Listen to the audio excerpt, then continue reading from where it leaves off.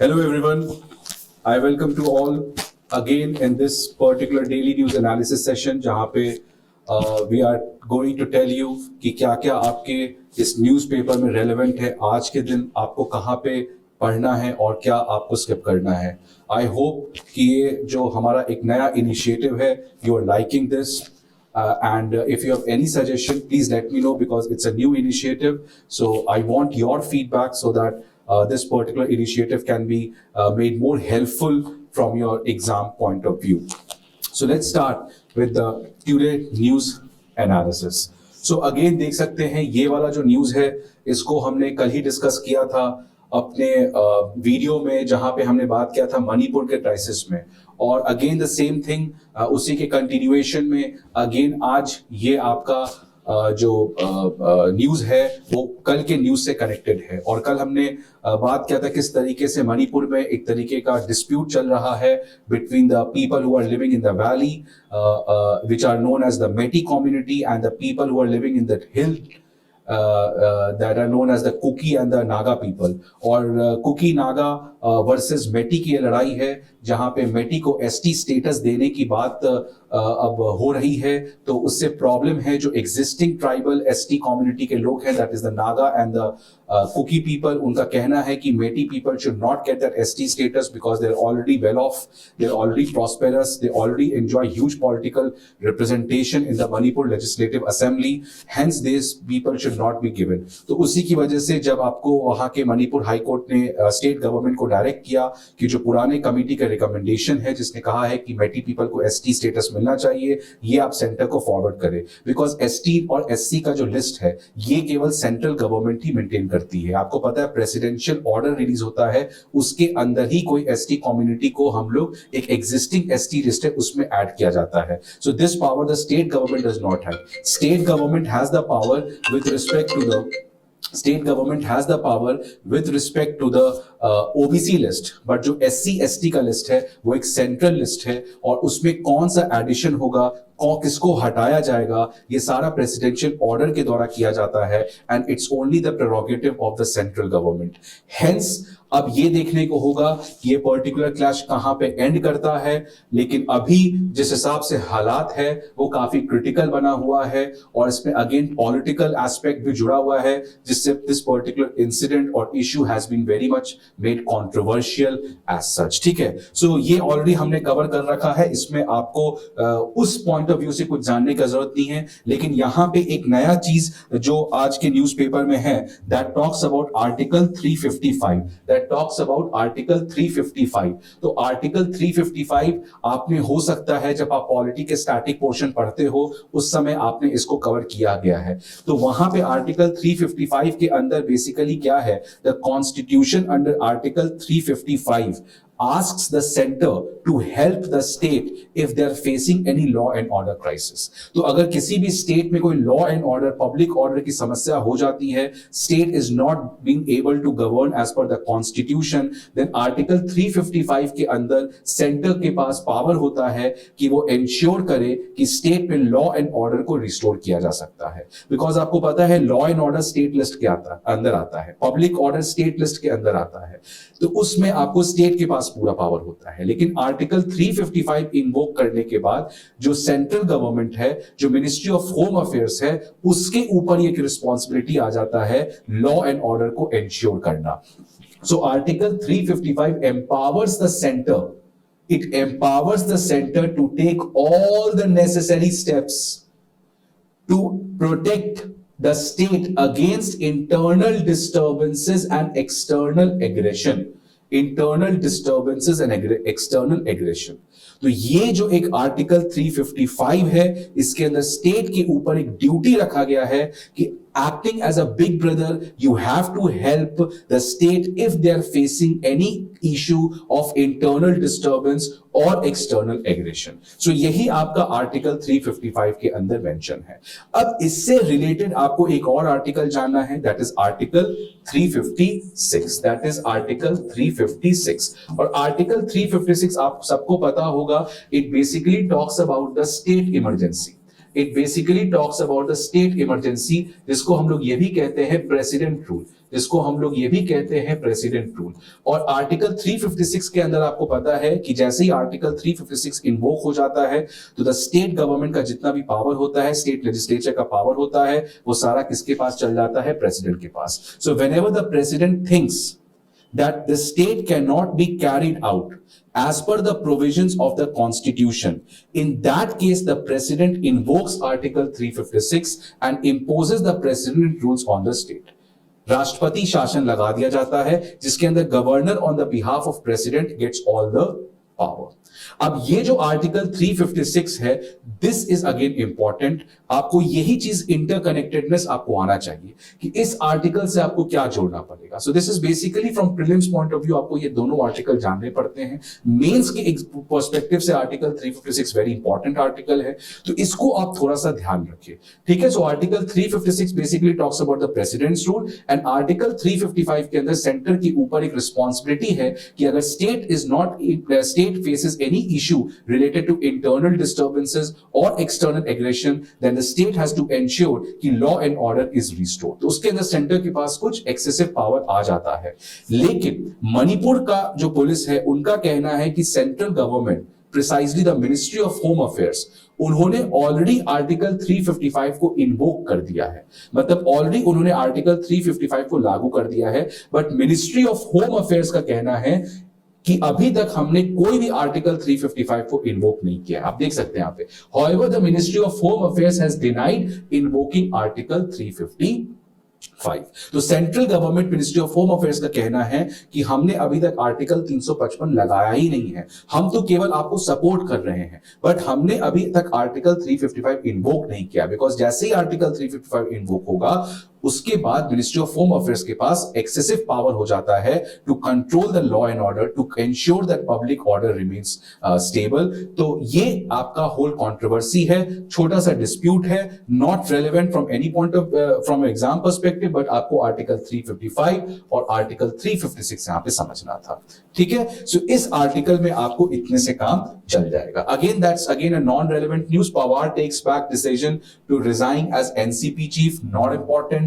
India's decision on Jammu and Kashmir slammed the door shut on talks। अभी आपको पता है SCO का समिट होने वाला है गोवा में, और उसके अंदर जो अभी फॉरेन मिनिस्टर्स का मीटिंग चल रहा है जहां पे इंडिया, रशिया, चाइना और पाकिस्तान, इन कंट्रीज के हमारे फॉरेन मिनिस्टर्स के बीच अभी बात चल रहा है। बाकी और भी जितने भी कंट्रीज हैं जो SCO के मेंबर्स हैं, लेकिन जो पाकिस्तान के फॉरेन मिनिस्टर हैं, जो 2011 के बाद पहली बार ऐसा हुआ है कि कोई पाकिस्तान के फॉरेन मिनिस्टर इंडिया विजिट किए हैं, और उस पर्टिकुलर फॉरेन मिनिस्टर के विजिट में जो अभी पाकिस्तान के फॉरेन मिनिस्टर हैं जरदारी, भुट्टो जरदारी, इनका ये कहना है कि इंडिया और पाकिस्तान का जो रिलेशन है ये कभी भी नॉर्मलाइज नहीं हो सकता है जब तक इंडिया आर्टिकल 370 को जो हटाया था उसको खत्म ना करे। मतलब पाकिस्तान का ये कहना है कि आपने जो कश्मीर का स्पेशल स्टेटस हटाया है और आपने जो कश्मीर, जम्मू एंड कश्मीर का स्टेटहुड है उसको छीना है, इतना कुछ होने के बाद it would be stupid for Pakistan to normalise relations with India.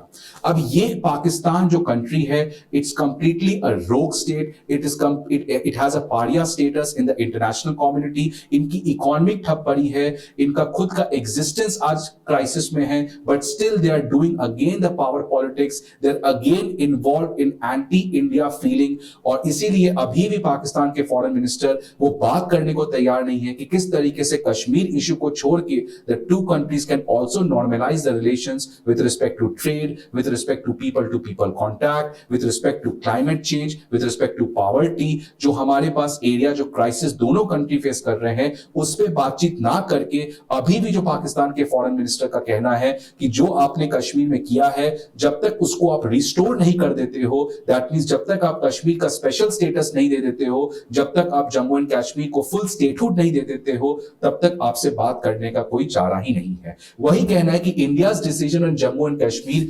Slammed the door, दरवाजे बंद हो गए हैं पाकिस्तान के बात करने के लिए।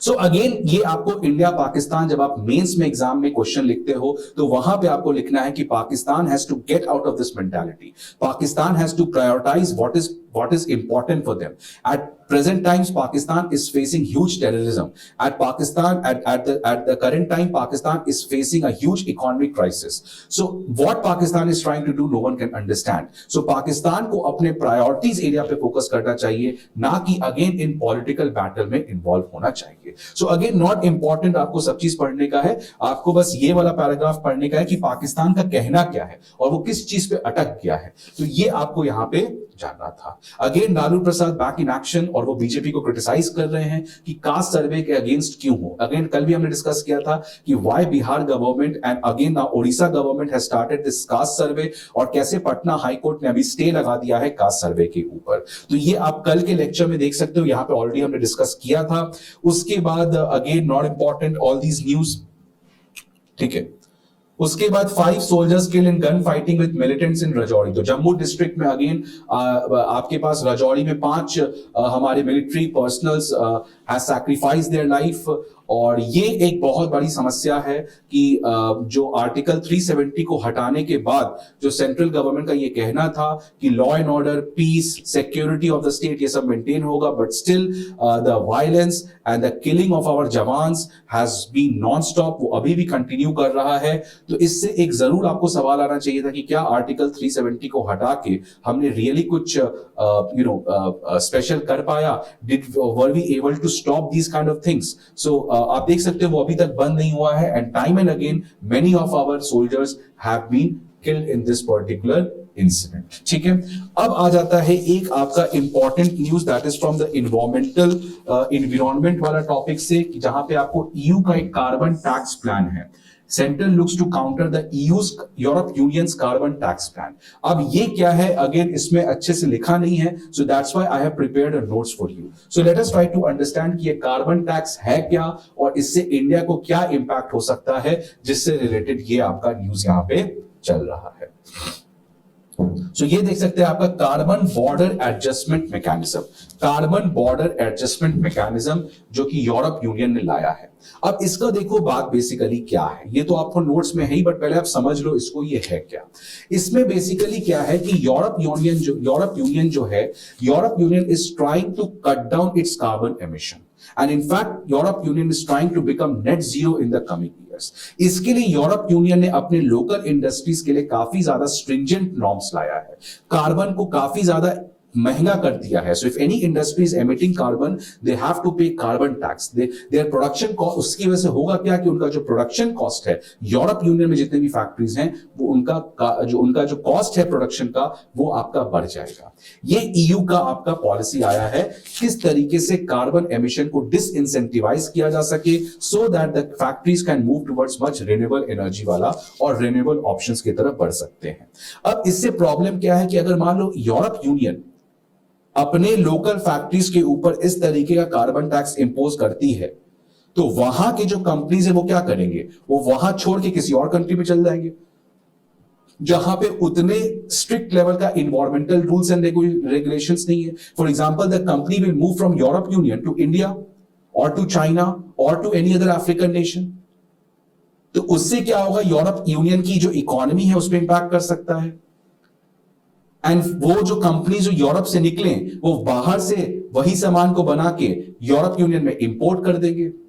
तो उससे फायदा क्या हुआ? उससे तो फिर डिसइंसेंटिवाइज हुआ. तो जो वहां के लोकल इंडस्ट्रीज हैं उनको तो नुकसान झेलना पड़ा. ठीक है. सो इसमें देखो बेसिकली है क्या कि for example this is EU and this is for example let us take as China. अब ईयू में एक स्टील का प्लांट आने वाला है. ईयू में एक स्टील का प्लांट आने वाला है. अब स्टील का प्लांट आएगा तो कार्बन एमिशंस होंगे. तो ईयू क्योंकि आपको काफी ज्यादा स्ट्रिक्ट इन्वायरमेंटल पॉलिसी लाने जा रही है, जिसके अंदर जितने भी फैक्ट्रीज हैं उन पे कार्बन टैक्स लगाया जाएगा. तो उससे क्या होगा? इन स्टील प्लांट का प्रोडक्शन कॉस्ट विल इंक्रीज. इनका जो प्रोडक्शन कॉस्ट है वो बढ़ जाएगा. तो इससे बचने के लिए वो स्टील प्लांट का ओनर क्या करेगा? द स्टील प्लांट का owner will shift its factory to China. ये यहां पे अपना फैक्ट्री लगा लेगा. एंड नाउ बिकॉज चाइना में जो इन्वायरमेंटल पॉलिसी है वो लिबरल है, वो उतना ज्यादा स्ट्रिक्ट नहीं है. तो नाउ द सेम कंपनी जिसको 10 रुपए लग रहा था यूरोप में बनाने में, because of the carbon tax and other things. Now the same thing will be produced in China for approximately like 6 rupees. और फिर वहीं से बना के वो क्या कर देगा, एक्सपोर्ट कर देगा ईयू में. सपोज कस्टम ड्यूटी लग रहा है 2 रुपए, तो 6 + 2 कितना हुआ, 8 रुपए. ठीक है. तो इससे प्रॉब्लम क्या है कि जो ओनर या जो इंडस्ट्रियलिस्ट वो सोचेगा ईयू में लगाने का, तो उसको तो 10 रुपए पड़ रहा है कॉस्ट. लेकिन जो बाहर से बना के उसको इंपोर्ट कर दे उसको तो 8 रुपए लग रहा है. तो क्या इससे ईयू के जो लोकल इंडस्ट्रीज हैं वो डिसइंसेंटिवाइज होंगे? यस, उनको इंपैक्ट होगा. इस चीज से बचने के लिए what Europe is trying to do is कि जितना कार्बन टैक्स यहां के कंपनीज ईयू बेस्ड देते हैं, वो सेम कार्बन टैक्स कहीं से बाहर से कोई कंट्री से वो सामान आ रहा है उस पर भी लगाया जाएगा. उसी को कहते हैं कार्बन बॉर्डर एडजस्टमेंट मैकेनिज्म, कि जितना कार्बन टैक्स ईयू के बेस्ड इंडस्ट्रीज दे रहे हैं उतना ही कार्बन टैक्स अब कोई बाहर से अगर सामान बन के यूरोप में आता है उस पे भी उतना टैक्स लगाया जाएगा, सो दैट जो ईयू के लोकल इंडस्ट्रीज हैं वो डिसइंसेंटिवाइज ना हो. इसी को कहते हैं हम लोग कार्बन बॉर्डर एडजस्टमेंट मैकेनिज्म्स. अब इससे प्रॉब्लम है डेवलपिंग कंट्रीज को, एग्जांपल इंडिया को. तो इंडिया अगर कोई स्टील का प्रोडक्ट भेजेगा ईयू में तब तो वो सस्ता होगा, लेकिन जैसे वो वहां पहुंचेगा तो EU will impose a carbon tax. ठीक है. इसी को कहते हैं carbon border adjustment mechanism. So let's read. EU is tightening it's climate policies विज़ other non EU countries. तो अपने क्लाइमेट पॉलिसीज को स्ट्रिक्ट कर रहा है. EU fears that this might lead to carbon leakage. लेकिन यूरोप यूनियन को डर लगता है कि इसके करने से होगा क्या, कार्बन लीकेज हो जाएगा. कार्बन लीकेज वही होता है, देखो, carbon leakage occurs when companies based in the EU moves to carbon intensive production abroad move कर जाएगा to countries where less stringent climate policies are in place. जहां पे climate policies less stringent है, liberal है, relaxed है. इसी को कहते हैं carbon leakage. When the company starts to move, when all those companies which are highly carbon intensive, मतलब जो कार्बन बहुत ज्यादा प्रोड्यूस करते हैं, they will move to where? In countries where environmental policies are less stringent. So this is known as carbon leakage. Carbon leak कर गया कहीं और. ठीक है. सो इसी के लिए आपको कार्बन CBAM लाया गया है. How this will help? It will put a fair price on the carbon emitted during the production of a carbon intensive good that are entering the EU. मतलब वही आपके पास जितना भी कार्बन एमिट कर रहा है, जो भी प्रोडक्ट मान रहे हो, मान लो स्टील मंगा रहे हो, पेन मंगा रहे हो, तो उस पर कितना कार्बन एमिट हो रहा है उतना के ऊपर टैक्स लगा दिया जाएगा. फॉर एग्जांपल 1 kg कार्बन अगर आप एमिट करते हो तो आपको 2 रुपए टैक्स लगता है. Just giving an example. And now suppose a steel का एक यूनिट है जो चाइना से ईयू आ रहा है, और एक steel unit 5 kg carbon dioxide generate करता है. For example 1 pen, let's take a simple example. If this pen is produced in China, this pen comes from China to EU. Now this pen, suppose this is 1 pen and this pen produces 2 kg of CO2. इसको बनाने में एक pen को 2 kg carbon dioxide लगता है. तो अगर ये पेन यूरोप में आएगा और यूरोप ने कहा है EU ने कि 1 kg कार्बन डाइऑक्साइड पे मैं 5 रुपए लगाऊंगा, 1 kg पे मैं 5 रुपए लगाऊंगा, और ये पेन बनाने में कितना रिलीज हुआ, 2 kg CO2, तो टोटल कितना ऐड हो जाएगा, 10 रुपए. वही कह रहे हैं कि फेयर प्राइस लगाया जाएगा जितना भी कार्बन एमिट किया जाता है उस गुड्स को जो हम लोग इंपोर्ट कर रहे हैं. ठीक है. CBAM will ensure the carbon price of imports is equivalent to the carbon price of the domestic production. तो सिंपल है, वो सब आपको इतना डिटेल में नहीं जाना है. हमें ये यूज कहां करना है आप समझो. इसको हम लोग कहीं ना कहीं अपने GS3 जो एनवायरमेंटल वाला पेपर है वहां पे यूज कर सकते हैं. प्रीलिम्स में एज सच क्वेश्चन इससे नहीं बन सकता है. मेंस में बस हम लोग को रेफरेंस देना है किस तरीके से जो डेवलप्ड कंट्रीज हैं वो इस तरीके के पॉलिसीज को ला रहे हैं. ऑल्दो दे आर गुड, ये तो अच्छी बात है, इससे कार्बन डाइऑक्साइड का एमिशन कम होगा. The companies will be incentivised to reform, to do something which makes them generate less amount of carbon dioxide. But the problem is that कि आपने तो पूरा एक्सप्लॉइट कर लिया. आज जब डेवलपिंग कंट्रीज को ग्रो करना है तो आप इस तरीके के रिग्रेसिव मेजर्स ला रहे हो. तो इससे तो हमारा एक्सपोर्ट कम हो जाएगा, हमारा एक्सपोर्ट कम होगा तो हमारे यहां जो जीडीपी है वो ग्रोथ स्लो हो जाएगा, हमारे यहां अनएम्प्लॉयमेंट बढ़ जाएगा। तो डेवलपिंग कंट्रीज का कहना है कि आपको जो डेवलपिंग कंट्रीज उनको रिलैक्सेशन देना चाहिए कुछ। You can not go do this kind of things. So this is about the carbon border manage adjustment mechanism. So ये नोट्स को पढ़ना काफी सिंपल वे में लिखा हुआ है, there is nothing much which is very important. उसके बाद कौन कौन से सेक्टर्स कवर हैं, व्हिच सेक्टर्स आर कवर्ड, तो देखो cement, iron and steel, aluminium, fertilisers, electricity, hydrogen, yes. So जितने भी हमारे energy carbon dioxide intensive sectors हैं जिसमें बहुत ज्यादा कार्बन डाइऑक्साइड रिलीज होता है, all such industries sectors has been brought under this particular mechanism. So this will impact the Indian metal and engineering products. तो हमारा जो एक्सपोर्ट होता है मेटल इंजीनियरिंग प्रोडक्ट्स का, उस पर इंपैक्ट पड़ेगा। ये स्टार्ट कब होगा? ये बेसिकली स्टार्ट होने वाला है आपको जनवरी 2026 से, जब आपको EU will impose a tax levy on the carbon dioxide which has been generated in the production of that particular good. So ये है आपका about the carbon border adjustment mechanism. So इस पे आपको again कुछ content I have tried to give you. ठीक है। उसके बाद आपके पास पता है no stay on the screening of the Kerala Story, high court not important for us. हमें यहां पे बस क्या याद रखना है कि आपके पास ये जो है राइट टू फिल्म प्रोडक्शन, ये किसके अंदर आएगा? कौन सा फंडामेंटल राइट है? It comes under the freedom of speech and expression. It comes under the freedom of speech and expression, article 19 clause 1 clause A, freedom of speech and expression. उसी के अंदर आता है आपका ये right to media, right to movie, because ये सब है क्या? All these are the medium of expression. आप फिल्म के द्वारा क्या करते हो? अपने भावनाओं को एक्सप्रेस करते हो। So that is a freedom of expression. Freedom of speech is to tell something. Freedom of expression is to express your emotions, express your mindset, express your thought process by any means, by radio, by documentary, by posters, placards, banners, anything. Movie.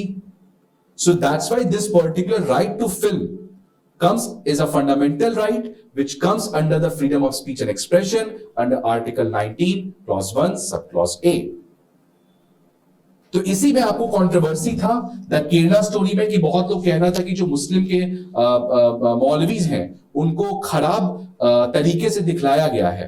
तो जो केरला के high court है उनका कहना है कि ऐसा कुछ नहीं है। यहां पे देखो उनका ये कहना है कि बहुत सारे मूवीज में हिंदू सन्यासीज को भी स्मगलर्स और रेपिस्ट दिखाया जाता है, तब तो आपको प्रॉब्लम होती नहीं है। ठीक है, तो हाई कोर्ट का यही कहना है कि इतना भावुक नहीं होना चाहिए, बिकॉज ये हिंदी मूवीज में भी आपको सन्यासीज को स्मगलर वगलर दिखाया जाता है।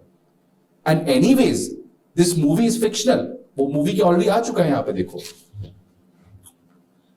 Producer has published a disclaimer that the film was a fictionalised one and contained a dramatised version of events.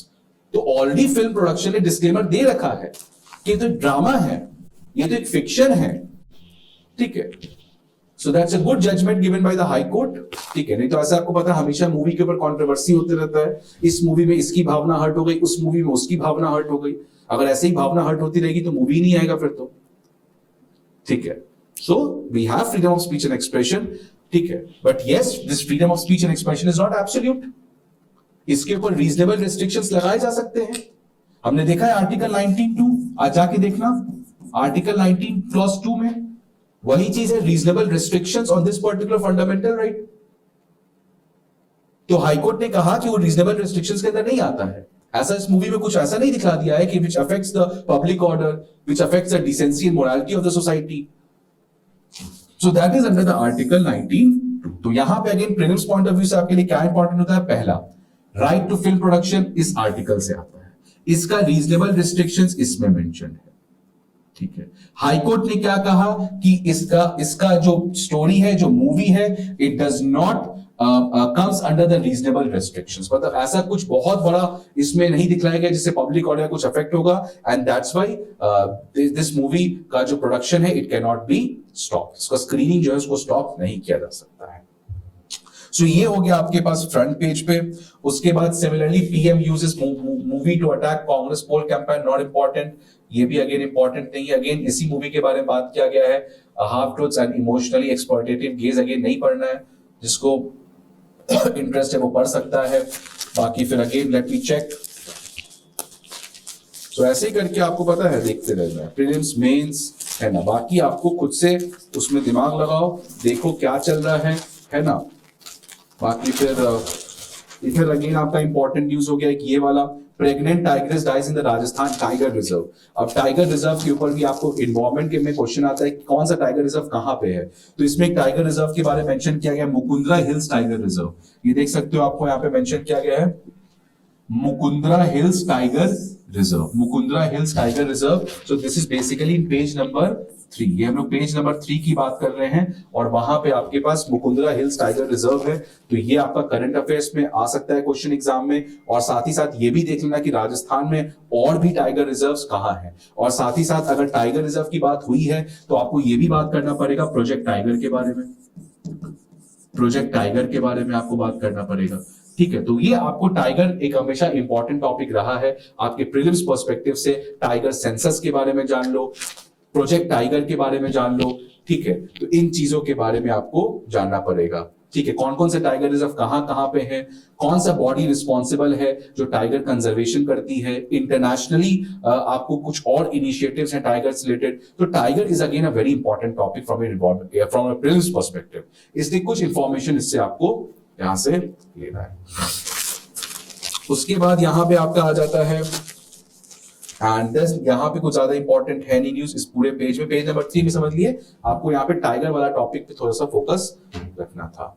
इसके बाद अगेन यहाँ पे कुछ ज्यादा न्यूज है नहीं। अगेन यहाँ देख सकते हो आप एनसीएससी। अब यहाँ पे देखो दो चीज इंपॉर्टेंट हो जाता है इस पर्टिकुलर में, the news is not important, the news is not important, important things are two, दो चीज यहाँ पे इंपॉर्टेंट है। एक तो है आपका NCSC, you know that National Commission for Scheduled Caste, this is a constitutional body, ये constitutional body है, तो इसका composition ये किस constitution की किस article में mention है, article 338 में ये A में ये mention है, तो ये थोड़ा सा आप देख लेना किस article के अंदर mention है, composition क्या है, and basic details आपको NCSC के ऊपर रखना है। ये आखिरकार मेंस में भी क्वेश्चन आता है, ये आपके मेंस में भी क्वेश्चन आ सकता है कि हाउ फार, क्योंकि आपको पता है national commission for scheduled caste का काम क्या है, एससी लोगों को प्रोटेक्ट करना, एससी लोगों का अपलिफ्टमेंट करना। तो क्या एनसीएससी उस काम को कर पा रही है, क्या क्या चैलेंजेस है उसको अपने काम करने में, कैसे एनसीएससी को हम लोग एक क्रेडिबल बॉडी बना सकते हैं, एक स्ट्रॉन्ग बॉडी बना सकते हैं।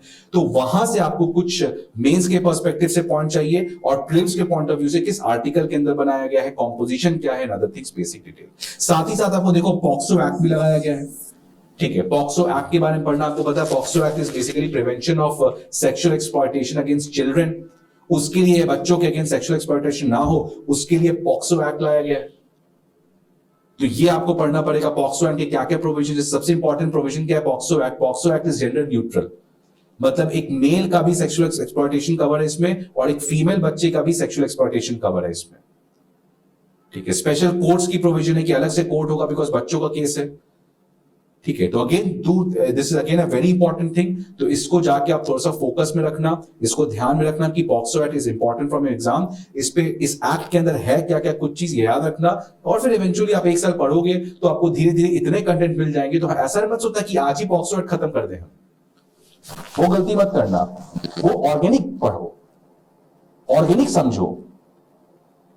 आज दो चीज पढ़ रहे हो, कल फिर देखोगे न्यूज़पेपर पे पॉक्सो एक्ट बड़ा सा एडिटोरियल है, उसमें आपको फिर बाकी सारा चीज मिल जाएगा।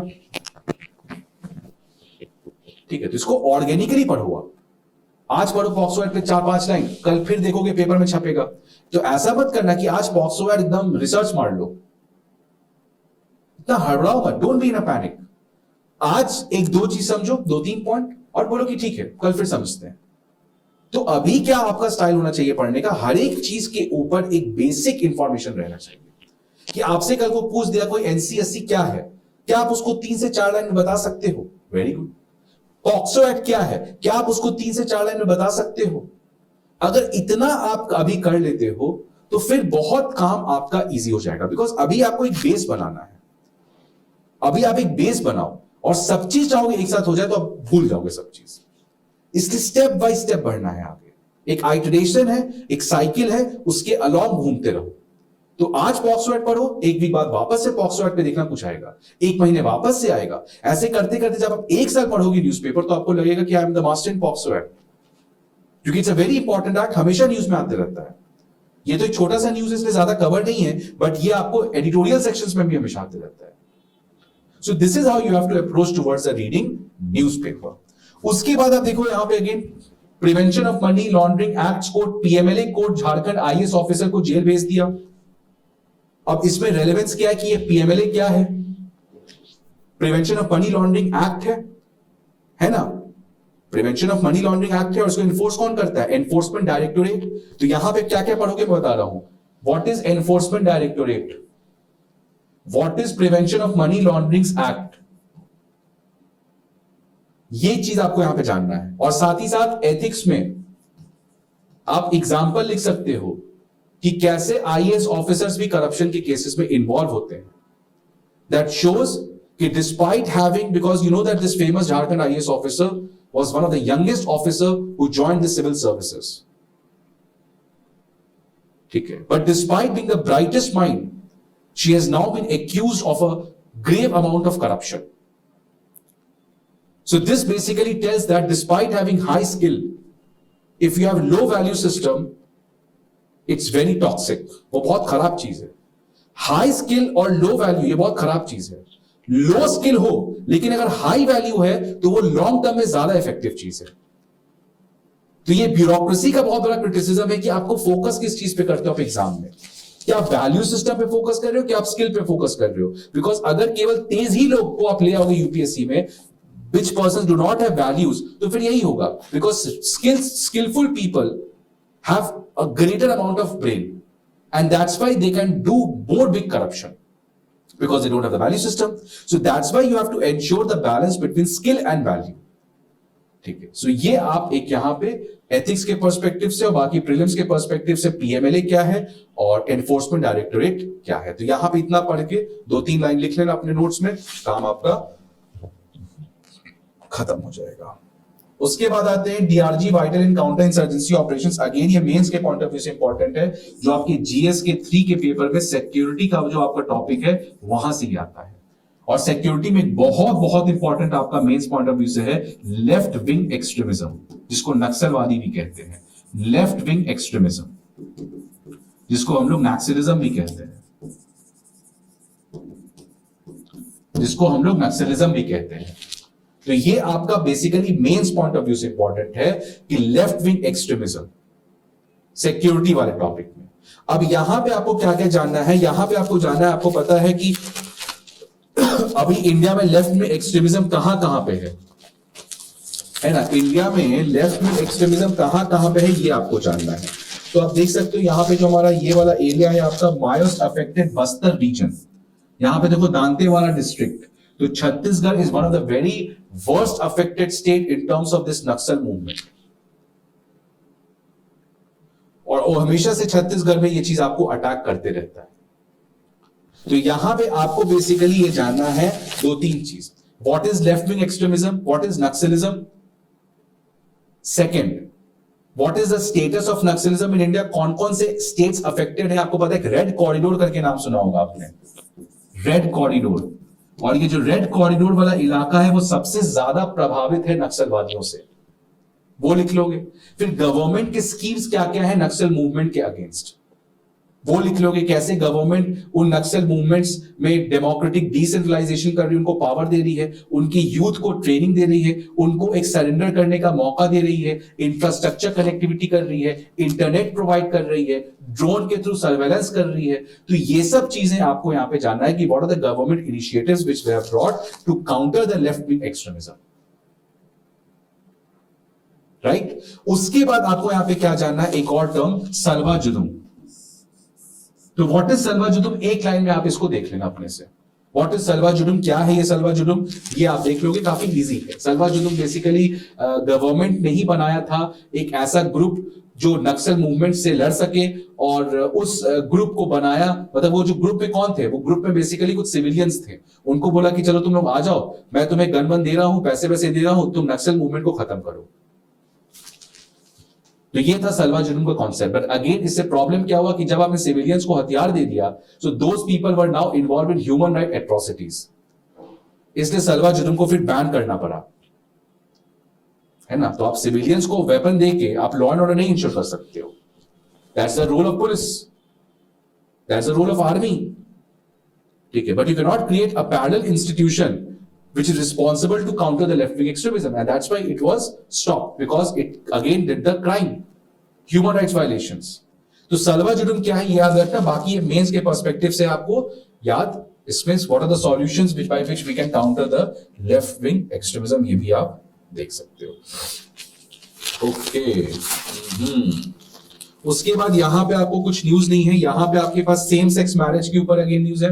सेम सेक्स मैरिज आपको पता है कि बहुत दिन से चल रहा है, और सबसे अच्छी बात क्या है सेम सेक्स मैरिज में देखने को मिल रहा है कि चाहे वो चर्च हो जाए, चाहे वो इस्लामिक रिलीजन हो जाए, चाहे वो क्रिश्चियनिटी हो जाए, चाहे वो हिंदुइज्म हो जाए, जितने भी रिलीजन के धर्म गुरु हैं, जो फादर्स हैं, या चाहे जो मौलवीज हैं, या चाहे जो हमारे पंडित्स हैं, ये सारे एकजुट हैं कि सेम सेक्स मैरिज आपका अलाउ नहीं होना चाहिए, because it affects the moral fabric of the society, it affects the family system, इसलिए उसको अलाउ नहीं करना चाहिए।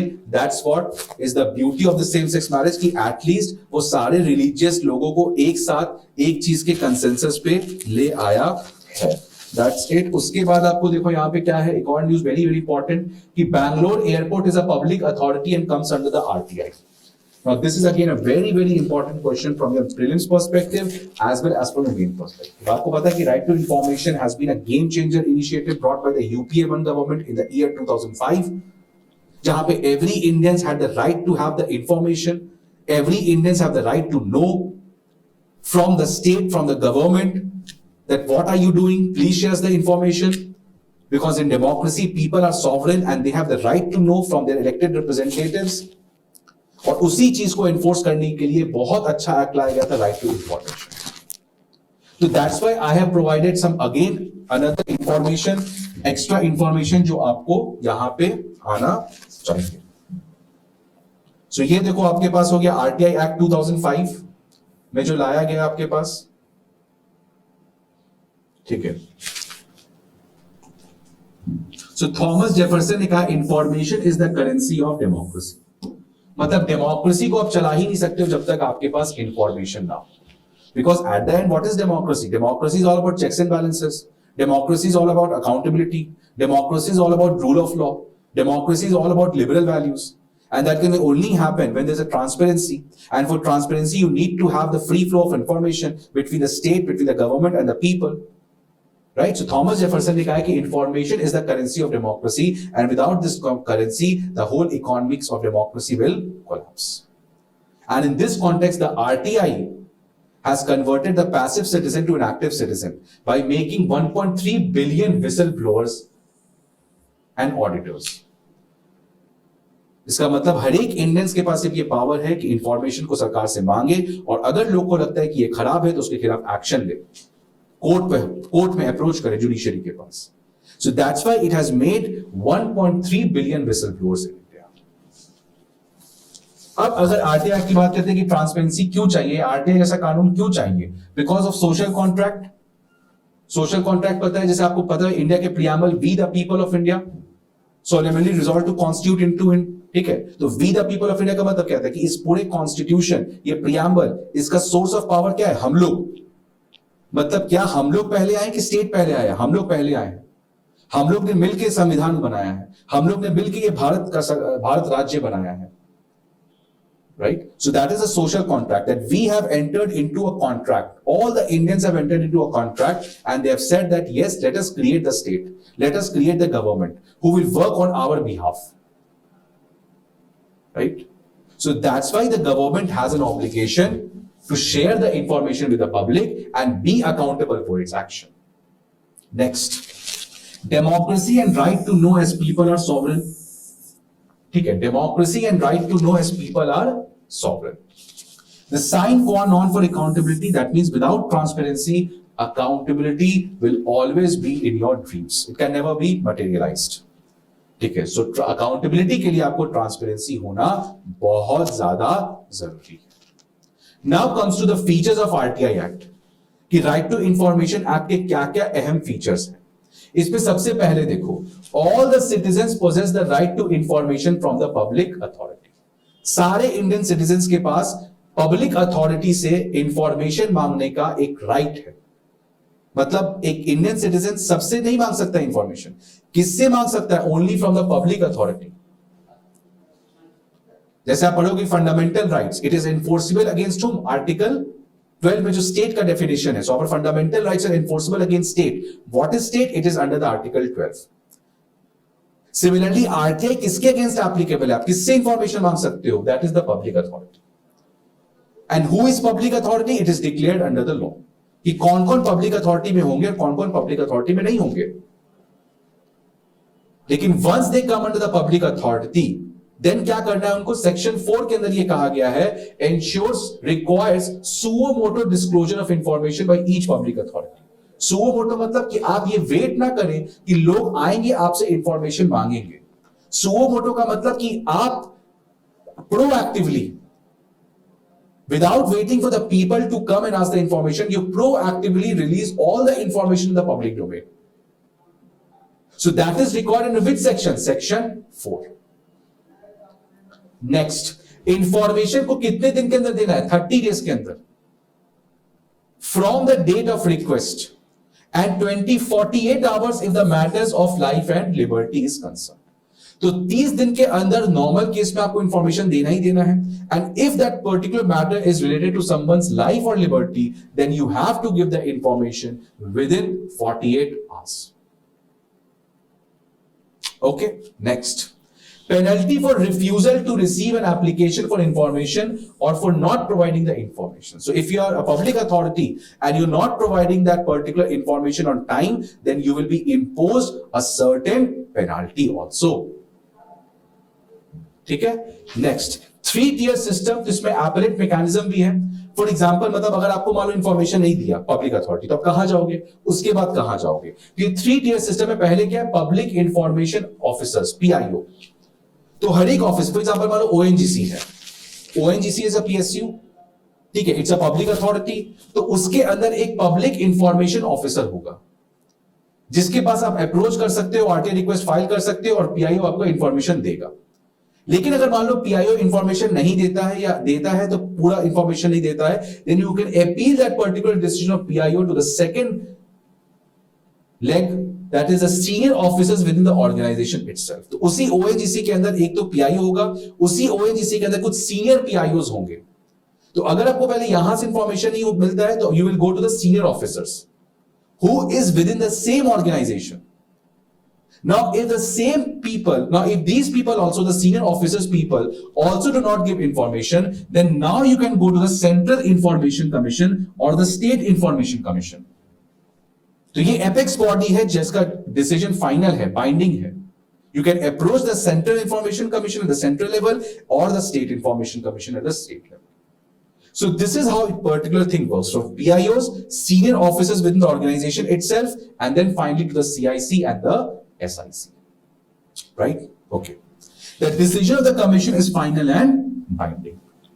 तो ये कुछ आपके प्रीलिम्स के पॉइंट ऑफ व्यू से आपके लिए इंपॉर्टेंट हो जाते हैं. ठीक है, अब ऑब्वियस सी बात है, राइट टू इंफॉर्मेशन में आप इंफॉर्मेशन ले रहे हो, but every information can not be put into the public domain. Any information which affects our national security, that can not be put in the public domain. Any information which violates the public privacy, someone's privacy, they can not be given to the public. ठीक है, तो इसलिए कुछ exemptions भी रखे गए कि कहां से आप इंफॉर्मेशन नहीं ले सकते. Section 8 clause 1 exemptions against furnishing informations. तो वैसे जितने भी एग्जेम्पशंस हैं जहां पे a public authority should not give the information or such information should not be made to the public, all such things are given under section 8 clause 1. Then coming to the section 8 clause 2, disclosure exempted under Official Secrets Act only if the larger public interest is sought.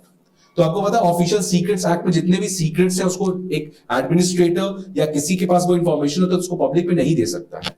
लेकिन section 82 में ये कहा गया कि अगर कोई भी information which is protected under the OSA उसको रिलीज किया जा सकता है पब्लिक में if there is a larger public interest which is served. अगर कोई लार्जर पब्लिक इंटरेस्ट सर्व होता है तब उस इंफॉर्मेशन को हम पब्लिक के सामने रख सकते हैं। Third, intelligence and security organizations such as RAW, IB, they are not covered under this particular act. उनको इस particular act के अंदर कवर नहीं किया गया है। So ये आपका इस हिसाब से इंपॉर्टेंट हो जाता है।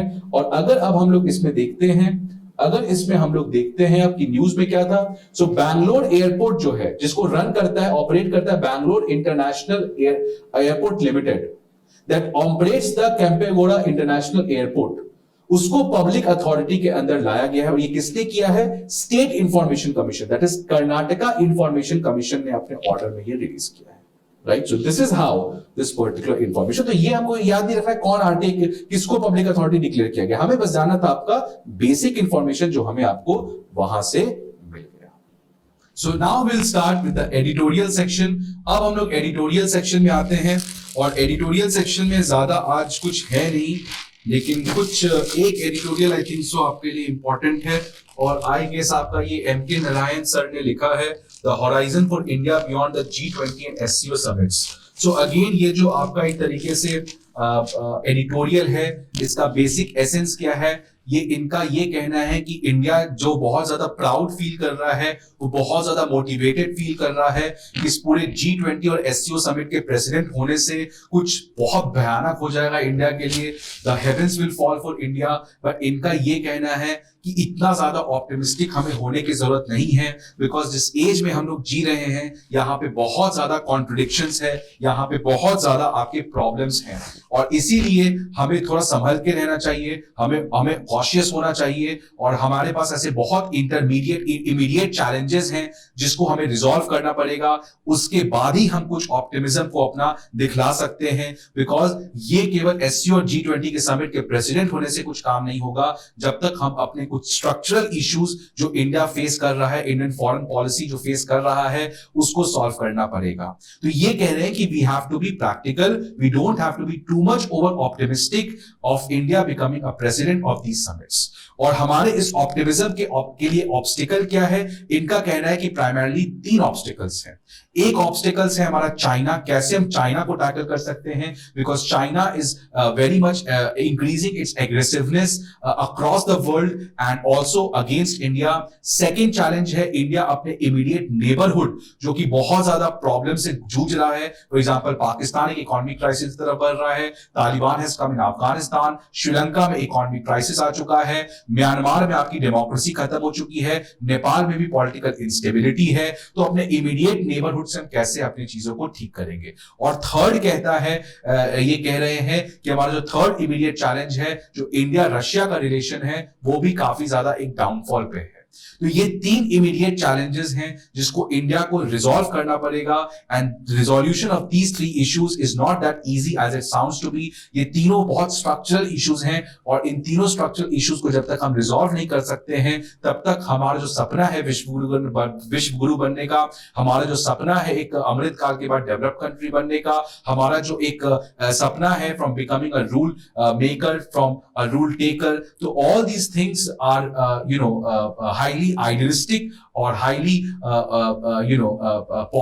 it is possible only when we are able to solve the structural issues which Indian foreign policy is facing.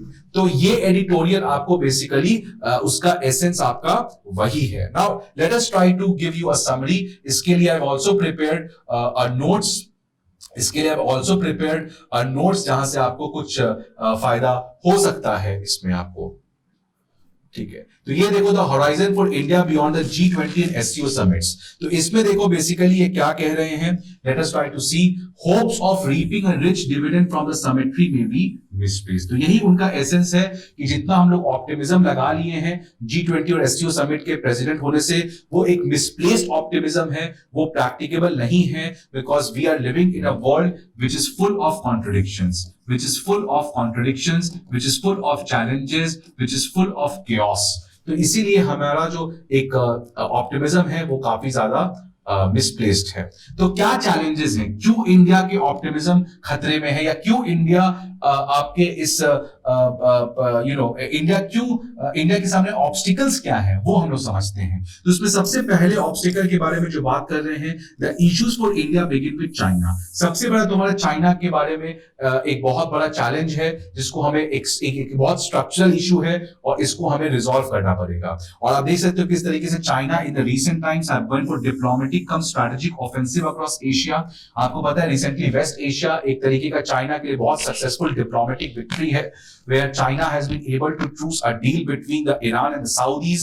तो उस कॉन्टेक्स्ट में डिप्लोमेटिक ऑफेंसिवनेस भी चाइना काफी ज्यादा दिखला रहा है, और साथ ही साथ स्ट्रैटेजिक ऑफेंसिव भी चाइना आपको बढ़ा रहा है इस पूरे एरिया में। साथ ही साथ military muscle it's flexing in Ladakh and Arunachal sectors of the Sino Indian border, वहां पे it's trying to show that aggressive posture. साथ ही साथ इंडियन ओशियन रीजन में आईओआर जो रीजन है, जहां पे India has always been a net security provider, where India has always been a net security provider, वहां पे भी इंडिया के इन्फ्लुएंस को कम करने के लिए China has been very much proactive. And one such initiative which it has started recently is the China India Ocean regional forum, जहां पे इंडियन ओशियन रीजन के जितने भी कंट्रीज हैं उसका चाइना के साथ किस तरीके से बातचीत को बनाया जाए, उसके लिए चाइना ने एक नया प्लेटफॉर्म इनिशिएटिव लॉन्च किया है, that is known as China IOR forum.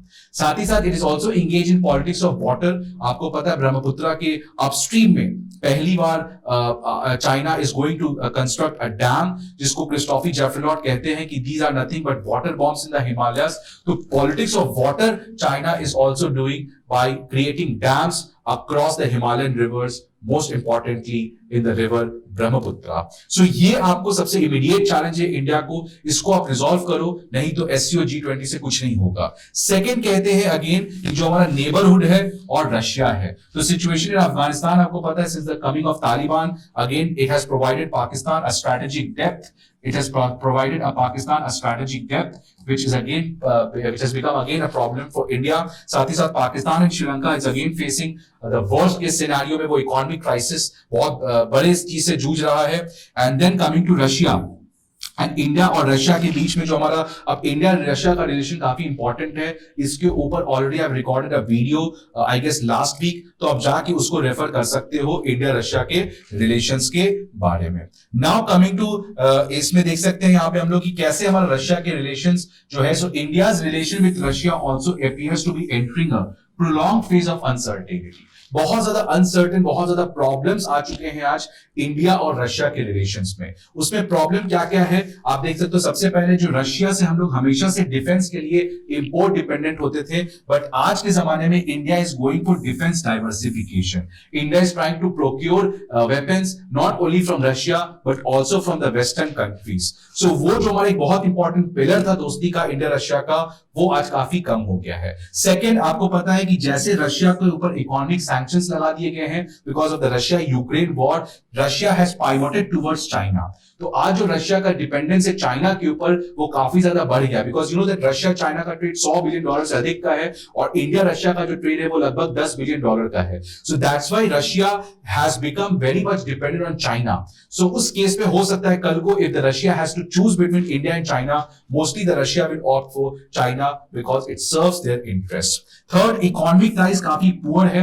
हमारा ऑलरेडी पता है सबसे बड़ा चैलेंज यही है इंडिया रशिया के रिलेशन में कि हमारा जो इकोनॉमिक रिलेशन है it is very small, it is very small. आपको पता है कल के न्यूज में भी बात किया था कि किस तरीके से सैंक्शंस में जो डॉलर का ट्रेड है वो काफी रुक गया है, तो किस तरीके से इंडिया और Russia were trying to operationalise rupee based mechanism, किस तरीके से रूपी में ट्रेड किया जाए। बट कल के न्यूज में देखा था हमने कि this particular mechanism has been stopped or it's going to be stopped in the near future because of the huge trade deficit which India has with respect to China, Russia।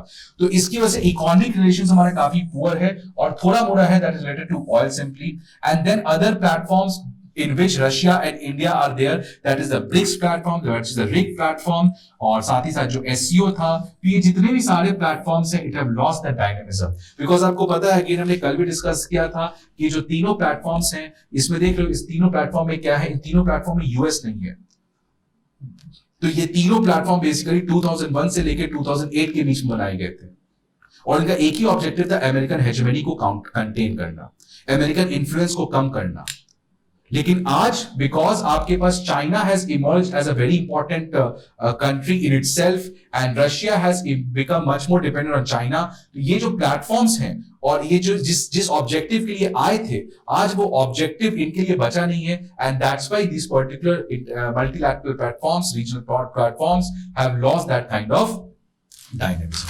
तो यही कहना है कि हमारे पास ये 3 इमीडिएट चैलेंजेस हैं जिसको India को रिजॉल्व करना है, so that India can achieve its goal which it has set for the Amrit Kaal. So that's what the MK Narayan has to talk about in this particular thing.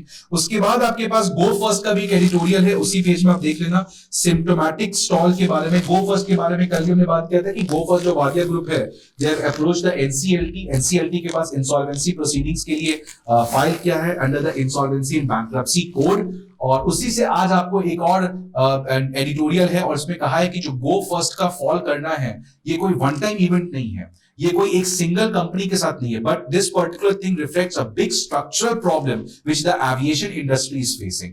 तो this particular editorial basically बता रहा है कि it reflects a larger issue. तो हमें गो first को कोई isolated incident नहीं मानना चाहिए। गो फर्स्ट का फॉल करना एक बड़ा मैसेज दे रहा है आपके पास कि aviation sector is in a state of mess, और it's in a state of, हो सकता है फ्यूचर में और दूसरे कंपनीज पे भी क्राइसिस आ जाए, बिकॉज देखो किंगफिशर कोलैप्स हुआ, जेट एयरवेज कोलैप्स हुआ, now that go first has filed for insolvency. So that shows कि जो एक ये एविएशन सेक्टर है जिसमें काफी ज्यादा प्राइस कंपटीशन हो गया, बिकॉज आपको पता होगा पहले फ्लाइट्स के दाम कितने महंगे होते थे।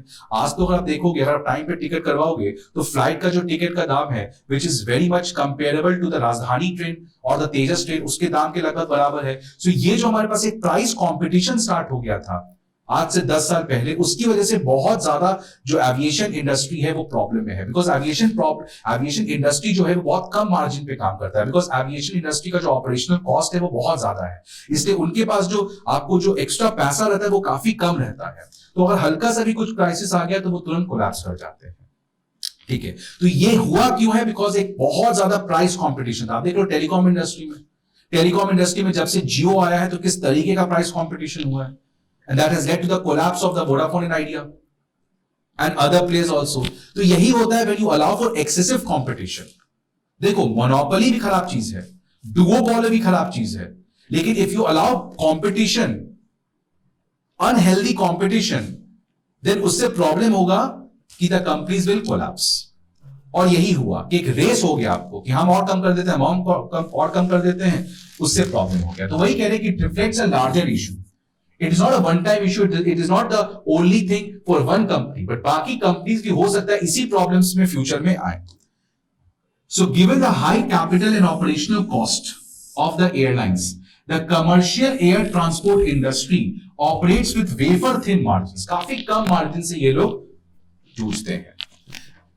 Added to this, the swelling competitive intensity, जो competition है एयरलाइन इंडस्ट्री में, Go First, SpiceJet, Indigo, इनके बीच में, the India's budget airline sector a decade and a half saw rivals adopt aggressive pricing strategy. जो आज से 10-15 साल पहले जो स्टार्ट हुआ था ये बजट एयरलाइंस, ये सारे बजट एयरफेयर, पहले तो केवल जेट एयरवेज था, एयर इंडिया था और किंगफिशर था, ये इंडिगो, गो फर्स्ट, ये सब तो अभी है ना स्पाइसजेट। तो यही था इंडिया का budget airline, and they went for a aggressive pricing strategy to gain the market shares, और इसी की वजह से उनके बैलेंस शीट आपके स्ट्रेस में आ गए, इसी की वजह से उनके बैलेंस शीट स्ट्रेस में आ गए। अब ये बताता है कि गो फर्स्ट जो है उसका कोलैप्स हुआ क्यों, उसके लिए कुछ रीजंस है। सबसे पहले तो पैंडेमिक के समय जो लॉकडाउन था और जो ट्रैवल रिस्ट्रिक्शंस थे, वो पहला रीजन हो गया। सेकंड, हमारे पास लास्ट ईयर जो क्रूड प्राइस का जो दाम बढ़ गया था because of the Russia Ukraine war, और साथ ही साथ जो रूपी का डेप्रिसिएशन भी हुआ था डॉलर के अगेंस्ट। तो रुपया जब सस्ता हो जाता है डॉलर के अगेंस्ट तो हमारा इंपोर्ट महंगा हो जाता है। ठीक है, तो इंपोर्ट महंगा हो जाएगा तो दाम बढ़ जाएगा। So again that is was the problem. And third, जो हमारे पास एविएशन टरबाइन फ्यूल है, जो एविएशन इंडस्ट्री में यूज होता है तेल, वो भी काफी ज्यादा बढ़ गया था दाम। एंड फाइनली वो कहता है कि जो हमारे पास जो आपको पता है गोफर्स का कहना है कि जो प्रैट एंड विटनी के जो इंजन्स लगाए जाते थे वो भी आपके काम करने बंद कर दिए थे बहुत सारे एयरलाइंस के। तो ये सारा इश्यूज मिलके गोफर्स का कोलैप्स हुआ है। Now we don't have to know all these reasons, हमें ये सब नहीं है, बट हाँ एविएशन इंडस्ट्री के कल को मेंस में क्वेश्चन आता है, सो यू कैन कोट कि किस तरीके से हमारा जो एक बजट एयरलाइन इंडिया में आया था उसकी वजह से जो अनहेल्दी कंपटीशन हुआ था, where every company, where every industry, where every sector, where every airline group was going with this aggressive pricing strategy to gain the market share, उसकी वजह से बहुत सारे कंपनीज आपके स्ट्रेस में आ चुके हैं और फ्यूचर में हो सकता है ये और ज्यादा प्रॉब्लम में हो। तो इससे बचने के लिए ये सॉल्यूशन भी रिकमेंड करते हैं कि सबसे पहले जो एविएशन टरबाइन फ्यूल है जिसपे सरकार काफी ज्यादा टैक्स लगाती है उसको कम करना चाहिए, बिकॉज तेल का खर्च बहुत ज्यादा हो जाता है। एंड सेकंड जो हमने कल भी देखा था, जहां पे हमने कहा था कि डीजीसीए जो कि एक रेगुलेटरी बॉडी है which comes under the ministry of civil aviation, वो बॉडी है कहां, वो बॉडी कोलैप्स के पहले क्यों नहीं समझ पाती कि कोलैप्स होने वाला है। सो रेगुलेटरी एजेंसीज जो डीजीसीए है उस पर भी सवाल उठता है। सो ये देख लेना डीजीसीए क्या है, ये थोड़ा सा प्रीलिम्स को पॉइंट ऑफ व्यू से समझ लेना, बाकी mains of point of view से आपको थोड़ा सा बस दिमाग में रखना है ये वाला पॉइंट। ये तो आपको एग्जाम में कहीं नहीं लिखना, but yes this is the unhealthy competition, high capital and operational cost, the airline industry anyways operates with a wafer thin margins, और उसके बाद जो ये अनहेल्दी कंपटीशन हुआ that led to the further stress in this particular industry. ठीक है, okay. उसके बाद आपके पास एडिटोरियल में हम लोग देखेंगे, उसके बाद आपका ये सिम्प्टोमेटिक स्टॉल हमने देख लिया। उसके बाद आपके पास एथनिक क्वागमायर जो कि मणिपुर के बारे में ये भी हमने कवर कर रखा था। ये है आपको India smart electricity future. Now this is not important from exam perspective, हमें बस यहां पे क्या याद रखना है, ये एक टॉपिक है, ये आपको पढ़ने की कोई जरूरत नहीं है। इसमें क्या पढ़ना है मैं बता रहा हूं। इसमें सबसे पहले यहां पे कुछ टारगेट्स दिए हुए हैं हमारे कि इंडिया में अभी 250 मिलियन हमारे पास इलेक्ट्रिक मीटर्स हैं, उसको रिप्लेस किससे करना है, प्रीपेड स्मार्ट मीटर से। जो इलेक्ट्रिसिटी का मीटर होता है वो अभी हर जगह घर में जनरली कन्वेंशनल मीटर्स लगा हुआ है, उसको रिप्लेस किससे करना है, प्रीपेड स्मार्ट मीटर से। बाय कब तक, 2026 तक। तो ये पहला आपके पास कुछ फैक्चुअल डेटा है जो आप रिमेंबर कर सकते हो। सेकंड, ये मीटर का लगाने का काम किसका होता है, प्रीपेड स्मार्ट मीटर्स का। This generally is with the discoms. ये काम आपका किसका है, डिस्कॉम्स का होता है। ये काम आपका बेसिकली किसका होता है, डिस्कॉम्स का होता है। अब डिस्कॉम्स बहुत इंपॉर्टेंट टॉपिक है आपके एग्जाम पॉइंट ऑफ व्यू से। डिस्कॉम्स मतलब जो डिस्ट्रीब्यूशन कंपनीज होते हैं। आपको पता है इलेक्ट्रिसिटी पहले जनरेट होता है, मान लो किसी थर्मल पावर प्लांट में, उसको कहते हैं जेनकॉस, जनरेटिंग कंपनीज। फिर उसको थर्मल पावर प्लांट से लेके हमें लाना पड़ता है, वो लंबे लंबे जो तार थे, जब तुम ट्रेन से गुजरते हो तो वो लंबे लंबे तार चलते रहते तुम्हारे साथ ऊपर, तो वो होते हैं ट्रांसकॉस, ट्रांसमिशन कंपनीज। फिर वो आपको सिटी के नियर बाय ले आते हैं, तो जो जेनकॉस है वो तो बहुत दूर होंगे, वहां से उसको सिटी तक कौन लाता है, हमारे ट्रांसकॉस। और फिर ट्रांसकॉस से फर्दर अब आपको घर तक पहुंचाना है ये बिजली, वो कौन करता है, डिस्कॉम्स। सो डिस्कॉम्स लास्ट लेग है इस पूरे इलेक्ट्रिसिटी के सप्लाई चेन में। और डिस्कॉम सबसे ज्यादा प्रॉब्लमेटिक सेक्टर है, ये सबसे ज्यादा प्रॉब्लमेटिक सेक्टर है। इस पे लगभग अगर पूरे इंडिया के सारे डिस्कॉम्स में देखोगे तो लगभग 4 से 5 लाख करोड़ का डेब्ट से ये गुजर रहे हैं अभी। 4 से 5 लाख करोड़ का इनके ऊपर कर्ज है अभी। और इसीलिए ये मेंस के क्वेश्चन पॉइंट ऑफ व्यू से डिस्कॉम्स बहुत इंपॉर्टेंट होता है। और सबसे बड़ा आपको पता है डिस्कॉम्स में प्रॉब्लम क्या है, 25%। तो अगर मान लो 100 बिजली मुझे भेजना है यहां से वहां, तो 25 बिजली तो खो जाता है। कुछ का चोरी कर लिया जाता है, कुछ नेचुरल लॉस हो जाता है, समझ रहे हो। तो 100 यूनिट बिजली में 25 बिजली तो ऐसे ही लॉस्ट हो गया, उसको तो पैसा डिस्कॉम्स के बस आया नहीं। तो ये बहुत बड़ा प्रॉब्लम है and government is trying to cut down this 25, इसको हम लोग कहते हैं aggregate technical and commercial loss. And the government wants to cut down this 25% to bring it to 12 to 15%. इस लॉस को the government wants to compensate. ठीक है, तो इसके लिए डिस्कॉम्स को रिफॉर्म करना बहुत जरूरी है। ये एक बहुत इंपॉर्टेंट टॉपिक है आपके मेंस पॉइंट ऑफ व्यू से, कैसे हम डिस्कॉम्स को रिफॉर्म कर सकते हैं, कैसे हम लोग कॉस्ट को जो हमारा लॉस है 25% को घटा के हम 12 से 15% ला सकते हैं। इसके लिए गवर्नमेंट ने बहुत सारे स्कीम्स भी लाए हैं। फॉर एग्जांपल उदय स्कीम, ये जाके पढ़ना क्या था, उदय स्कीम। और साथ ही साथ एक और स्कीम के बारे में मेंशन किया गया है, that is known as the result linked grant cum financing, the result linked grant cum financing scheme, जो पैंडेमिक के समय भारत सरकार ने लाया था और उसके अंदर कहा था जितने भी डिस्कॉम्स हैं उनको मदद प्रोवाइड किया जाएगा, इंफ्रास्ट्रक्चर जो भी मदद चाहिए प्रोवाइड करेंगे, 3 लाख करोड़ का हम मदद पहुंचाएंगे, लेकिन वो मदद तभी पहुंचेगा जब डिस्कॉम्स रिफॉर्म करेंगे। तो result linked grant cum financing scheme, तो once the discom performs they will be incentivised. तो इस स्कीम के अंदर government again wants to cut down the AT&C loss from 25% and bring it down to 12 to 15%. And if any discom performs these kind of things, they will be incentivized. They will be given grants. So ये एक दो scheme के बारे में देख लेना और overall discoms को आप समझ लेना कि डिस्कॉम्स कैसे होता है। बाकी हमें ये सब चीज पढ़ने की जरूरत नहीं, that's not relevant from your prelims mains, कुछ नहीं, हमें बस डिस्कॉम्स को समझना है, इसका मेंस में क्वेश्चन आता है। ठीक है, तो पहले बताना व्हाट इज डिस्कॉम्स, क्या है डिस्कॉम्स, आप क्या नोट्स में क्या क्या लिखोगे। अगर मान लो आपको डिस्कॉम के ऊपर नोट्स लिखना है तो आप डिस्कॉम में नोट्स में क्या क्या लिखोगे। सबसे पहले आप डिस्कॉम में नोट्स में लिखोगे कि आप कि व्हाट आर डिस्कॉम्स, उसके बाद लिखोगे द सिग्निफिकेंस ऑफ डिस्कॉम्स, अगर डिस्कॉम्स जाएगा तो घर पे लाइट नहीं पहुंचेगा। Third, what are the problems which are faced with discoms, उसमें 4-5 प्रॉब्लम्स है वो लिख लो। नेक्स्ट लिखो आपको कि डिस्कॉम्स में रिफॉर्म करने के लिए गवर्नमेंट ने कौन कौन से स्कीम्स लाए हैं। And finally conclude by saying कि कैसे हम डिस्कॉम्स को फर्दर रिफॉर्म कर सकते हैं। तो ये कुछ 5-6 पॉइंट्स आप बना लो, ज्यादा नहीं पढ़ना है, थोड़ा से बस चीजें आपको ऊपर ऊपर से जानना है।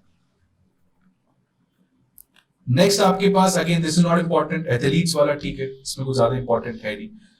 उसके बाद यहां पे आपके पास बॉर्डर सिचुएशन स्टेबल से चाइना's फॉरेन मिनिस्ट्री, इसमें भी कुछ ज्यादा इंपॉर्टेंट नहीं। अगेन आपको चाइना का ये कहना है इंडिया से कि यार देखो बॉर्डर डिस्प्यूट तो रिजॉल्व होने से रहा, इसको बाद में देखते हैं, अपना रिलेशंस को हम लोग नॉर्मलाइज कर लेते हैं ना, क्या जा रहा है। बट इंडिया का कहना है कि अब बहुत हो गया आपका, आप बॉर्डर पे हमसे एग्रेशन दिखला के दोस्ती निभाने की बात नहीं कर सकते। So until and unless you do not disengage in the border, until and unless you do not back off, until and unless you do not neutralize the amount of force which you have stationed at the border, will not be talking with each other. तो हमारा relationship without border को resolve किए हुए वापस नहीं चल सकता। Because देखो होता क्या है, बॉर्डर डिस्प्यूट रिजॉल्व करना कोई बहुत बड़ी बात नहीं है, इसको रिजॉल्व किया जा सकता है। But China border dispute resolve करना ही नहीं चाहता है। बिकॉज अगर बॉर्डर रिजॉल्व हो गया तब तो चाइना के पास कोई मुद्दा ही नहीं है इंडिया को प्रोवोक करने का। इसीलिए चाइना हमेशा बॉर्डर डिस्प्यूट को एक्टिव रहता है कि कल को इंडिया जहां कुछ आगे बढ़ने का चाहेगा उसको हम बॉर्डर पे प्रोवोक करके डीमोटिवेट कर देंगे। इसलिए China wants to keep this border dispute active so that it can provoke India time and again. तो जैसे गलवान में प्रोवोक कर दिया, अरुणाचल प्रदेश में प्रोवोक करते रहता है। That's why China wants to keep this border dispute active and now that's why India has made clear कि अब ऐसे नहीं चलेगा। आप हमें बॉर्डर पे प्रोवोक करके बोलोगे दोस्ती निभाओ ट्रेड करो, ऐसा नहीं होगा। First of all you disengage at the border, then only we will be talking. तो इंडिया ने क्लियर कट कह दिया है कि dispute at border and relationship can not go hand in hand. ठीक है, बट सवाल उठता है कि डिस्प्यूट बॉर्डर पे है और आप कह रहे हो कि हैंड इन हैंड रिलेशन नहीं चलेगा, लेकिन आज इंडिया चाइना का ट्रेड तो बढ़ ही रहा है ना। आप कह रहे हो कि ठीक है हमारा ट्रेड रिलेशनशिप नहीं बढ़ेगा जब तक हम बॉर्डर डिस्प्यूट को रिजॉल्व नहीं करेंगे, लेकिन आपका तो ट्रेड रिलेशनशिप बढ़ ही रहा है। ठीक है, so that's what it is all about. तो यहां पे आपको ज्यादा कुछ नहीं पढ़ना था, आपको बस let me highlight what you have to basically read over here. तो यहां पे आपको ये वाला पढ़ लेना, हाँ, कि आपका देखो यहां पे बेसिकली ये वाला paragraph, Indian officials have reiterated the view that relations with China will remain abnormal and have called for urgency in completing the disengagement process. कहां पे अभी डेस्पांग और डेमचॉक रीजन में अभी भी डिसएंगेजमेंट करने की जरूरत है, तभी हम लोग रिलेशनशिप को बढ़ाएंगे। And this is again very important, India has however maintained that this would only be possible if the LAC disengagement is completed and peace is restored on the borders. जब तक ये नहीं हो जाता है तब तक we can not be talking on future things. So that's what it's thoughts. उसके बाद प्राइम मिनिस्टर मोदी पेरिस जा रहे हैं, आपके पास बैस्टिल डे परेड में। Bastille day parade is basically the France national day, और फ्रांस नेशनल डे में France के लोग सेलिब्रेट करते हैं, they celebrate the value which unites them, that is the liberty, equality, fraternity. उस values को वो celebrate करते हैं because those three values have originated during the times of French Revolution. तो उसके लिए एक परेड निकलता है, बहुत फेमस परेड होता है, उसका वीडियो जरूर देखना। और वहां पे prime minister Modi has become the second time a prime minister is going। इसके पहले मनमोहन सिंह गए थे, अब हमारे प्राइम मिनिस्टर मोदी जी भी जा रहे हैं। उसके बाद एक प्रोजेक्ट संजय के बारे में बात किया कि now don't read any of the things. इसके ऊपर मैंने प्रोजेक्ट संजय के ऊपर 2-3 पॉइंट्स अपने नोट्स में डाल दिया है, वो आपके लिए काफी है। ये काफी ज्यादा टेक्निकल आर्मी रिलेटेड चीजें हैं, बहुत सारी चीज AIDSS, CIDSS, SMMA, ये सब इतना में पढ़ने की कोई जरूरत नहीं है। We are not people who are going to work for the army, we are going to become a bureaucrat, and that's why we don't need to have all this kind of information. We simply has to have a basic detail about what is project Sanjay. तो उस पे 2 point है। Project Sanjay basically है क्या, देखो इसमें कोई बहुत बड़ा इशू नहीं है। इसमें बेसिकली ये है कि जैसे मान लो मैं बैटलफील्ड पे जा रहा हूं, मैं बैटलफील्ड पे लड़ने गया।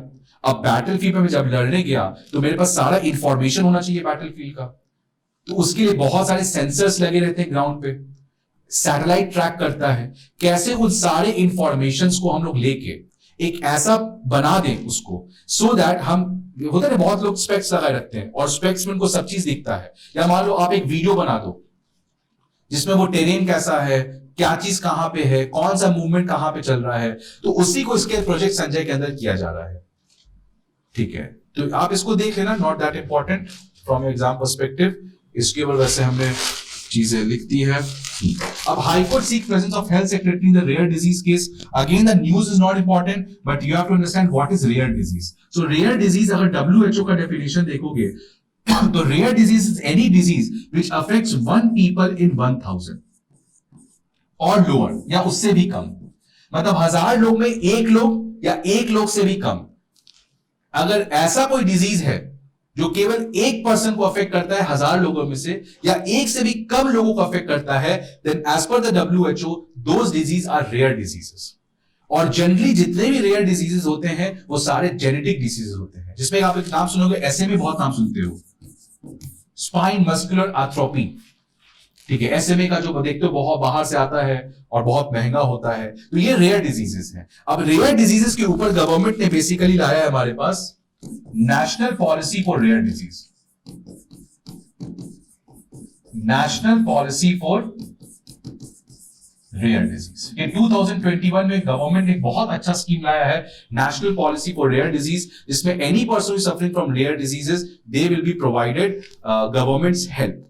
तो ये पॉलिसी को आप जरूर जाके आज देखना कि इस पॉलिसी के अंदर क्या क्या प्रोविजंस हैं। So this policy is important, what is rare disease that is important, and what is the status, India में कितने लोग ऐसे रेयर डिजीज सफर कर रहे हैं, और कुछ कुछ रेयर डिजीज कौन कौन से हैं फेमस, वो कुछ पॉइंट बना के आप 2-3 लाइन में अपना खुद का नोट्स, ऑनलाइन नोट्स आप इस पे बना लेना, क्योंकि हमेशा अब रेयर डिजीज कल वापस से आएगा कभी ना कभी, तो उसको अपडेट करते रहना। तो आज एक बना लो, कहां पे लिख रहे हो उस पे आप कॉन्स्टेंटली फिर रेयर डिजीज के ऊपर अपडेट करना, बिकॉज मेंस पे क्वेश्चन आ सकता है, प्रीलिम्स में भी क्वेश्चन आपको रेयर डिजीज पे आ सकता है। इसके बाद अगर हम लोग देखें तो ये हो गया।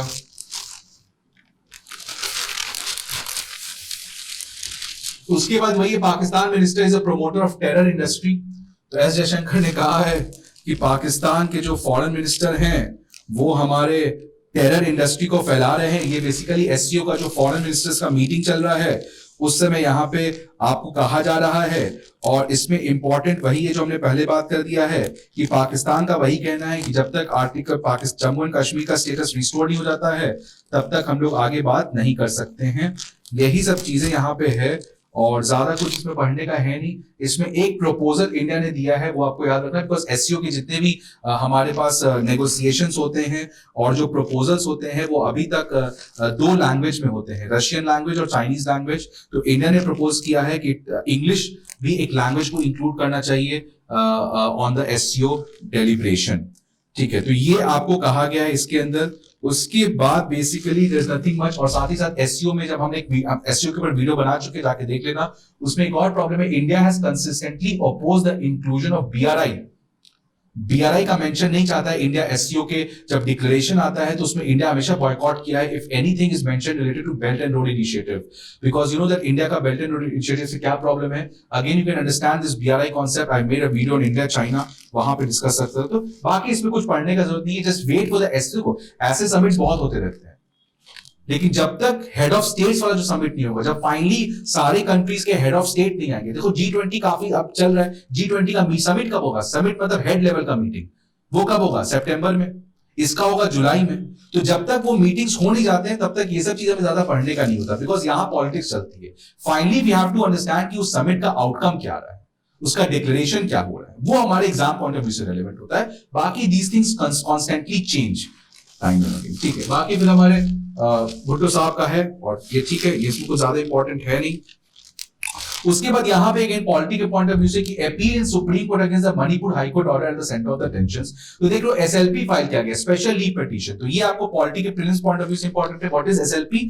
आर्टिकल 136 के अंदर स्पेशल लीव पिटीशन का पावर दिया गया है. स्पेशल लीव पिटीशन का मतलब है बेसिकली कि आपको पता है इंडिया में we follow a integrated and a hierarchy based judiciary, जहां पे it starts with lower court then move to high court and then finally move to supreme court. तो पहले आपको लोअर कोर्ट जाना पड़ता है, उसके बाद आप हाई कोर्ट जाते हो. अब हाई कोर्ट से केस आ गए तो फिर आप जाते हो सुप्रीम कोर्ट के.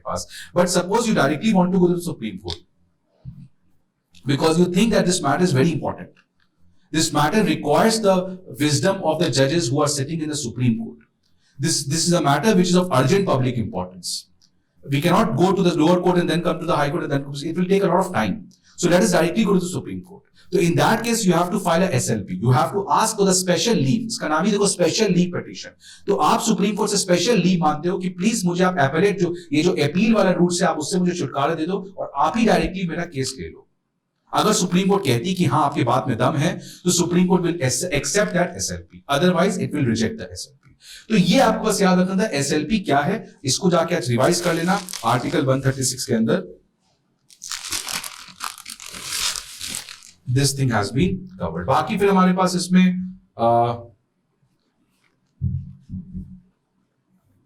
CBI raised the office of Jet Airways, ये सब नहीं पढ़ना है हम लोग को. Nothing is important over here. ठीक है, government programme for non communicable disease is renamed. तो what is non communicable disease? और नॉन कम्युनिकेबल डिजीज आपको पता है एक बहुत बड़ा बर्डन होने वाला है. नॉन कम्युनिकेबल डायबिटीज हो गया, हाइपरटेंशन हो गया, ब्लड प्रेशर हो गया. तो इंडिया कैसे नॉन कम्युनिकेबल डिजीजेस का, कैंसर हो गया, तो इंडिया कैसे नॉन कम्युनिकेबल डिजीज का एक बर्डन झेल रहा है. तो ये आपके मेंस में क्वेश्चन आ सकता है कि how India is able to और will be able to tackle this growing problem of non communicable disease. तो इस पे देखना what is non communicable disease, government के क्या स्कीम्स हैं, उस पे एक एक लाइन का आपको चीज अभी रेडी रखना. देन फाइनली आपके पास इंटरनेशनल रेगुलेशंस पे कोविड पैंडेमिक को इमरजेंसी हटा दिया गया है. ठीक है, नॉट इंपॉर्टेंट, ये सब कुछ इंपॉर्टेंट नहीं है. यहाँ पे देखो सुदान के बारे में, खार्तूम रीजन के बारे में. अब सुदान के ऊपर ऑलरेडी वीडियो में हमने डिस्कस कर रखा है, you can go and watch that video. US के एनएसए सऊदी अरेबिया जा रहे हैं, so that's a good profile visit. अब देखना होगा कैसे आउटकम, बिकॉज आपको पता है रिसेंटली ईरान और सऊदी का डील हुआ है और US was completely kept out of that process. तो अब देखना पड़ेगा कैसे US can again now get back into the game, and that's why it is important to see what the NSA meeting going in Saudi Arabia, क्या उसका outcome आता है. फिर चाइना कॉल्स कनाडा समनिंग, ये सब पॉलिटिक्स है.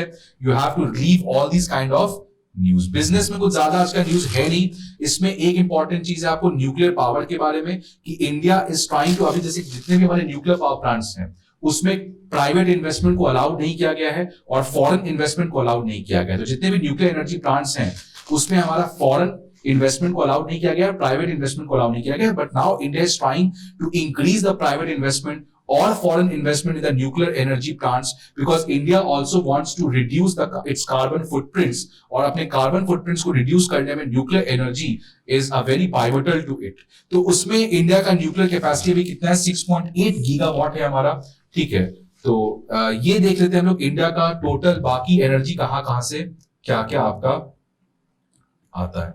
तो ये देखो हमारा टोटल, हमारे पास जो अभी एनर्जी है जो इंडिया जनरेट करता है दैट इज लगभग 394 गीगावाट. 394 गीगावाट हमारा टोटल एनर्जी, इंडिया का एनर्जी कैपेसिटी है, उसमें से न्यूक्लियर का हमारे पास 6.8 गीगावाट है, दैट कॉन्स्टिट्यूट्स 1.7%। तो देखो फॉसिल फ्यूल से टोटल हमारा एनर्जी कैपेसिटी कितना है 60%, और उसके बाद हमारे पास नॉन फॉसिल फ्यूल से कितना है 38.5%, और बाकी जो बचा हुआ 1.5% है वो कहां से आ रहा है, हमारा न्यूक्लियर से आ रहा है। सो फॉसिल फ्यूल में कोल से कितना आ रहा है 52%, इसलिए कोल अभी भी डोमिनेंट सोर्स है हमारा इंडिया में एनर्जी के लिए।